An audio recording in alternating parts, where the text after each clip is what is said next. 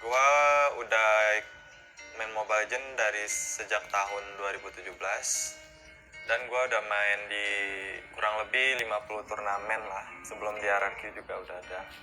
Kalau rasa jenuh, gua ada sih rasa jenuh. Makanya gua kadang kalau mau tanding itu kayak di MPL regular, gua kadang suka ambil break karena gua jenuh, gua pengen balikin mood gua gitu.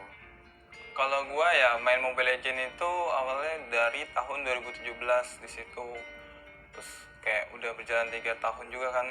Dari situ gue juga udah lumayan banyak ikutin turnamen-turnamen, dari yang turnamen online, kecil-kecilan, terus turnamen offline, terus mulai gabung ke tim. Mungkin kira-kira udah 20 atau 30 lebih turnamen yang udah pernah gue ikutin. Terus kalau ditanya jenuh atau enggak, pasti jenuh ya. Kayak tiap hari ketemunya Mobile Legends lagi, Mobile Legends lagi, udah pasti jenuh. Tapi karena kita di sini sebagai pro player, kita dibayar, kita kerja di sini, ini udah apa ya? Bisa dibilang udah jadi bagian dalam hidup juga. Menurut gue di season 6 ini itu kayak season terberat bagi gue. Mungkin teman gue juga ngerasain hal yang sama. Ya dari gue pribadi, kayak dari pertama kali gue main MPL dari season 2, ya menurut gue season 6 inilah yang paling kayak menantang sama terberat bagi gue. Ya kalau ditanya kenapa, ya soalnya alasan utamanya ya karena kita baru juara di season 5. Jadi kayak siapa sih yang nggak mau kalau abis juara kayak juara lagi, kayak pertahanin gelar itu. Ya itu juga kan kayak bisa dibilang kayak ciptain sejarah baru lah di e-sport, apa khususnya di Mobile Legends, kayak back to back. Ya siapa sih yang nggak mau gitu. Ya alasan keduanya ya karena menurut gue di season 6 ini kayak paling kompetitif lah dari semua yang gue rasain dari pertama kali gue main MPL. Kayak 88-nya ini kayak gila sih, berkembang pesat banget di season ini. Ya kalau ditanya nervous atau enggaknya, pasti nervous sih, karena ini grand final pertama gua. Tapi ya karena kita udah sering latihan bareng, kita udah percaya satu sama lain, jadi kita tetap pede-pede aja.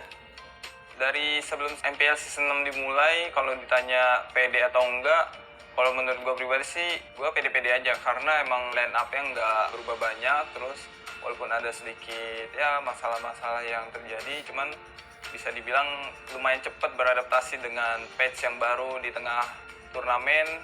Dan ya gitu, mereka juga berhasil ngebuktiin kalau emang mereka itu player-player yang luar biasa dengan bisa kembali back to back menjadi juara di MPL season 6.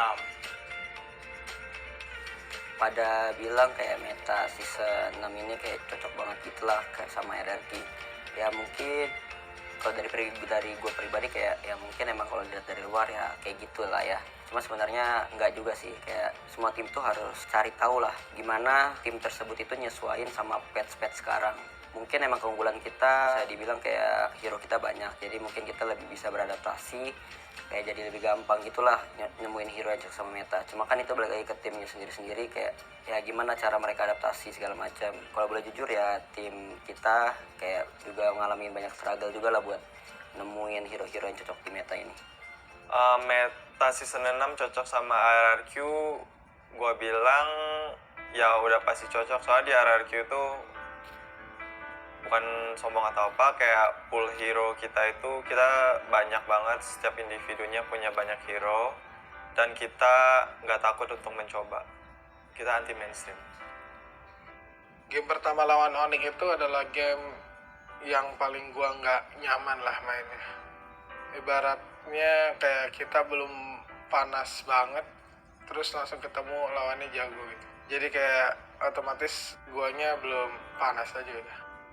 Menurut gue Onyx itu adalah tim yang bisa dibilang kayak tim favorit buat juara gitulah, kayak banyak yang mendukung mereka, kayak bisa dibilang juga dari performa mereka juga bisa dibilang kayak tim kayak gitulah, kayak bisa dibilang tim calon juara gitu. Kayak mereka itu kuat, punya pemain baru, mereka juga kayak banyak pemain-pemain kayak hebat gitu.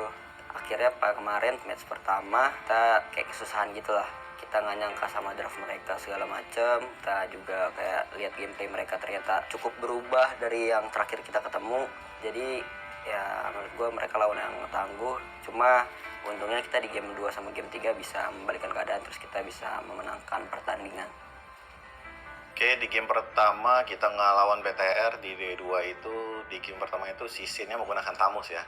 Sejujurnya itu Ceritanya sama juga seperti kayak Barat yang kemarin. Si Sin itu kayak dia ngerekomendasikan hero-nya itu apa yang dia pengen mau pakai, tapi ya dia kayak belum maksimal lah pakai hero itulah, karena kayak dia itu juga jarang pakai hero fighter gitu, yang seperti gue bilang juga kayak si Nando itu lebih comfortable pakai hero core sendiri gitu, kayak MM atau segala macam lah, assassin segala macam gitu. Tapi dia udah mencoba yang terbaik lah, dia juga udah ngerti banget landing phase yang set lane, walaupun dia mati banyak juga di in-game itu, apalagi di early game, tapi dia tetap nge-clear lane, jadi kayak BTR-nya itu nggak bisa lah untuk dapetin towernya. Jadi anggapannya di game itu kayak semua berkontribusi juga lah, walaupun ya banyak mati juga, gitu doang. Di hari kedua kita ketemu lawan Bigetron Alpha. Tanggapan gue pribadi sebenarnya tentang Bigetron ya, mereka tim yang cukup kuat, mereka banyak perubahan role ya. Mungkin waktu mereka nggak banyak lah buat ganti role. Jadi menurut gue itu kita mikirnya bukan